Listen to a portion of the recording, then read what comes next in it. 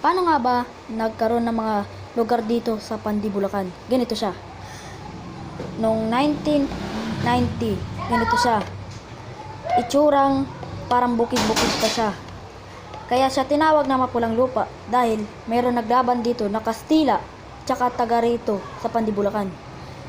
Kaya nabuo rin ang Pandi 3 at Pandi 1 at tsaka Pandi 2.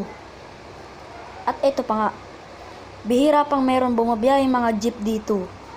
Kaya nung meron pang mga jeep dito, meron ng bus tsaka P2P, bus na P2P, yung kulay dilaw. Pero meron lang noon sa Plaridel at Balagtas. Kaya ganun. Wala pa ditong bus. Kaya ganun na. Kaya ganito lang siya. Wala pa rin Jollibee. Tsaka Sangyup.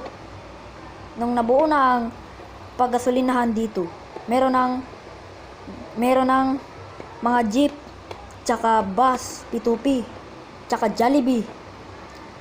Tsaka basta alam niyo na siguro yun. Kaya huwag kalimutan mag-subscribe, like, and comment. Shoo!